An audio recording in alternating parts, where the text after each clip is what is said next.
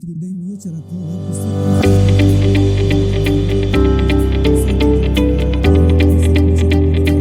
investing $1,000 and turning it into $10,000 in just a year.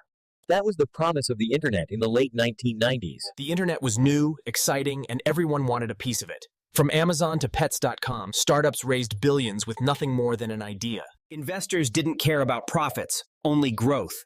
Stock prices rose 500%, creating overnight millionaires.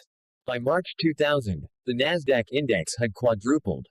But under the surface, many companies had no real business model. When reality hit, the bubble burst. Within 2 years, $5 trillion vanished from the stock market. The dot-com bubble teaches us a timeless lesson. Hype can make you rich, but fundamentals keep you wealthy. Subscribe to the below channel.